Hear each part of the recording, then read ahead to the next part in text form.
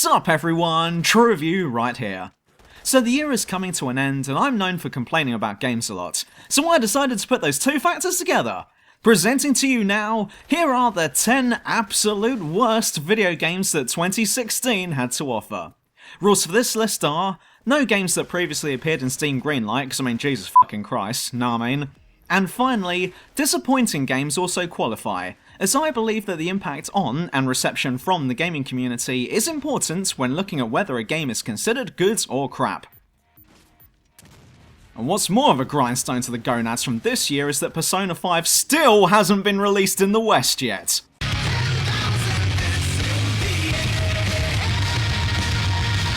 Call of Duty Infinite Warfare.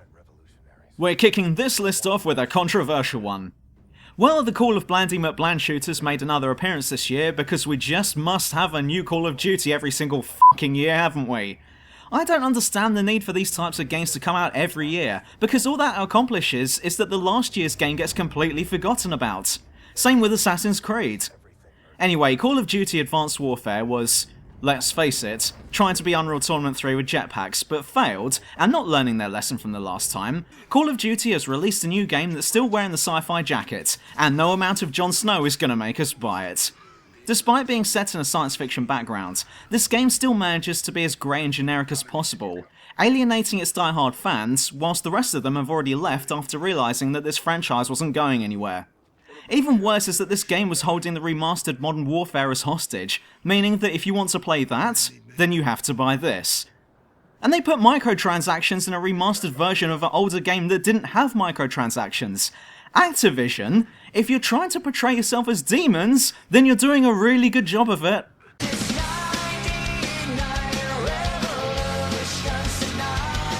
Ghostbusters!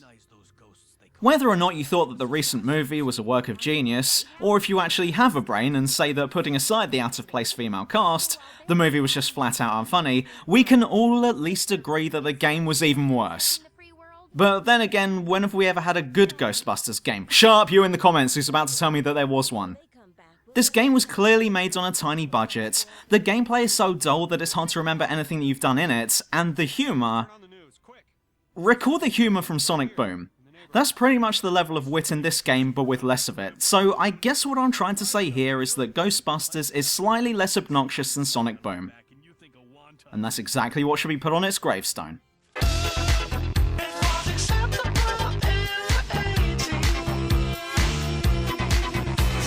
You know what? I'm gonna say it.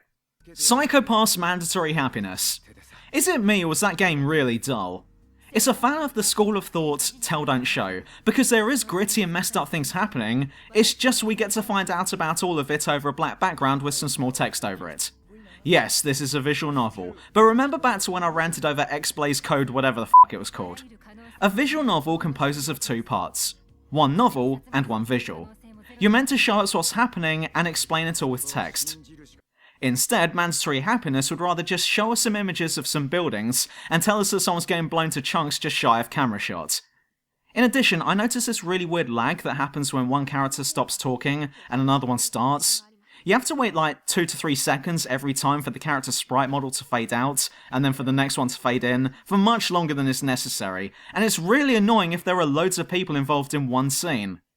Yeah, 2 to 3 seconds doesn't seem like long, but it's happening every 2 to 3 seconds, and it's really noticeable. Also, I thought the story was weak. I loved the series, that shit was awesome. Even Series 2, which everyone hated on, but I thought was still really good as well. But Mandatory Happiness in comparison just felt completely unnecessary, didn't contribute anything to the overall franchise, and was led by two completely forgettable and unlikable characters. My advice would be just to stick with the anime. Lane Goodman. Warning, rage bait detected, rage bait detected. Dead or Alive Xtreme 3. This list is getting so much more controversial. Even more so since I've been bashed before about talking smack of this series. Normal Dead or Alive, fair enough. I'm a vegetarian in that regard, so I've got no beef with that series, but come on! I've said it before, and I'll say it again, this spin-off series is just FAP material. And you can't defend it! The main counter-argument in the past was, oh, but the volleyball is pretty good. In which case, okay, I'll let you have that. But this series has stepped away from the volleyball side to let us take pictures of these girls in whatever pervy manner you wish. It's so pointless. If you really wanted fat material... Like, have you ever heard of the internet before? Go to Google and type in porn. You can thank me for opening up your world later. As fan service goes, it's quite embarrassing. As fap material goes, it's a huge letdown. And as video games go, it's a small collection of minigames that should have been included in a regular DOA title. It should not have been made into a spin-off game, let alone the third installment in what might have been the most shameful and desperate display of fan service ever.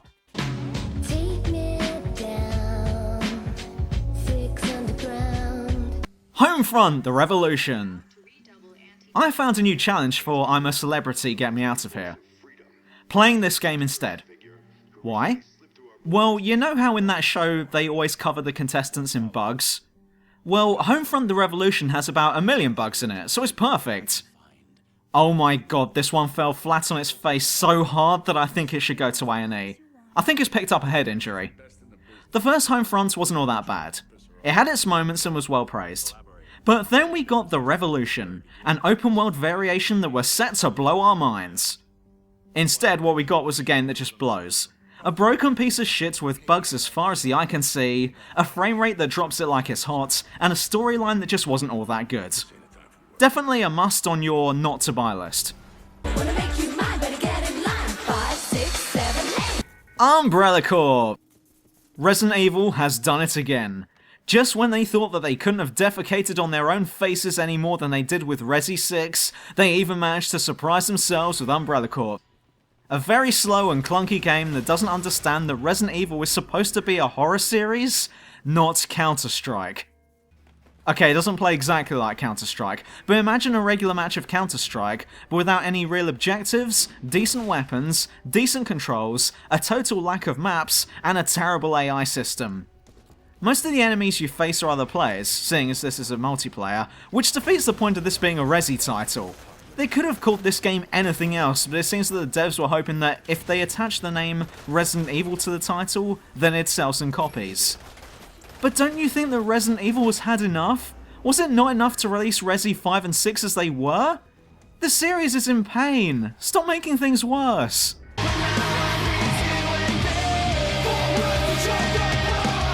Any VR game to have come out this year? I've got no problems with VR in general. In fact, I love the idea. But you have to take something into consideration here. Every VR game to have come out ever gives you a headache. That's not a good thing. The game in question might be brilliant, or it might be complete and utter toss, but that doesn't excuse the fact that it's causing you stress, and could well be causing damage to your nervous system.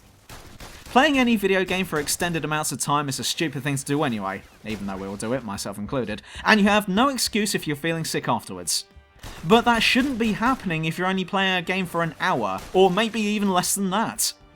Countless players have reported feeling dizzy, sick, getting vertigo, and various other symptoms after playing a VR game for only a brief amount of time. Had they been playing longer, then I'd say that there's no cause for concern here. Sure, the system itself is also to blame, but a lot of these games individually don't help either.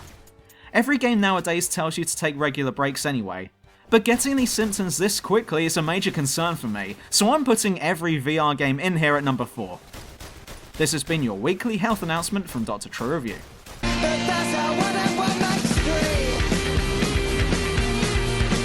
No Man's Sky!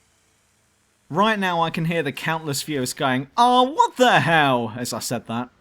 When I came to do my research for this video, I noticed that this game, and the number 1 entry, just never came up. Why is that? I seriously can't believe it. Sure, No Man's Sky is more on the disappointing side of it than it is on the worst, but you have to take into consideration how it was received by the community upon release, and make no mistake about it, No Man's Sky was received very, very poorly. We were promised the world with this game. Then we weren't really promised anything as the devs kept changing their minds and kept quiet about it, and then the game came out and we saw why. The first truly open spacefaring game outside of the Elite series where you could actually do shit on each planet was not to be found here. Instead, you go to one planet, harvest some materials, look at some stuff, and then leave.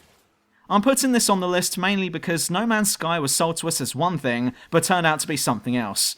It failed at what it was meant to be, and in my books that makes it a terrible game.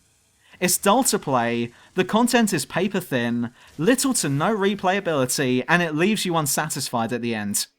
Had it not been advertised the shit out of, then this probably would have been much lower on the list, if not at all. But yep, here we are.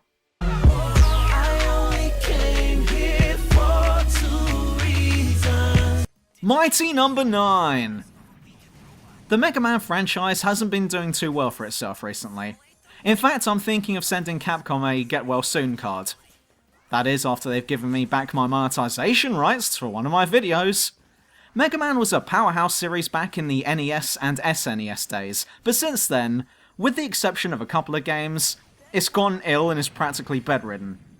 But then we all got excited because an independent Kickstarter project was aiming at reviving it, and we all got hyped and shit. Well, I didn't because I wasn't that interested, but a lot of people were.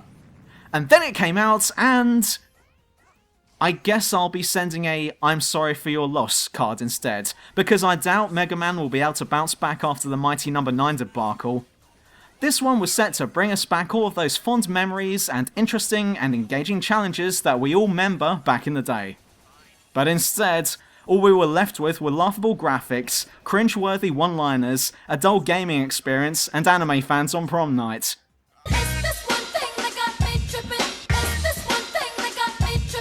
Star Fox Zero!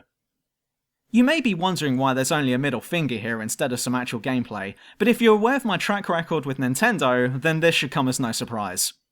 But if I'm not allowed to show any of their content despite all of this falling under fair use, then I'm just gonna have to do something that Nintendo would hate for me to do, yet there's no way they'll find out about this. You ready, Nintendo? You forced me to do this. Nintendo is a company that kidnaps small children, feeds them into a meat grinder to turn them into a grease-like paste which they then rub themselves all over with so they won't get any paper cuts when they take a bath in all of my money. True story that. Nintendo exposed! Anyway, Star Fox Zero. Not only was it one of the biggest letdowns of this whole year, but it was easily one of the most unplayer-friendly experiences in recent memory. To effectively play this game, you need to have two heads so you can look at the screen and the controller at the same time. It was over way too quickly, the controls themselves were all over the place, and it felt that they failed to capture anything remotely good about the older Star Fox games. This game hit rock bottom like a crap bombing China, and no one is more happy about that than me. It's a slap in the face to all Star Fox fans, and even putting aside the fact that it was a letdown, on its own it's one of the worst games to have come out this year, and so I am proud to give the title of Worst Game of 2016 to a Nintendo game. Whilst Nintendo gets to suck my... And we're done for another list, but if you're thinking of taking a bath in all of my money, then like this video and subscribe to Subway Sandwiches. Before I go, I want to give a quick shout out to a new channel called Blood Gulch Entertainment, and if my calculations are correct, their link should be appearing at the bottom of the screen just about now. They're a Let's Play gaming/comedy channel with loads more on the way, so go check them out and show them some mother-loving support. Don't forget to check out Twitter for all of my news and shit, and if you're feeling generous this New Year celebration and would like to spare me some change, and yes I am sounding like a hobo right now, that's how low I've fallen, then there's also Patreon. Happy New Year everyone, and this dickhead will be back in 2017. See ya!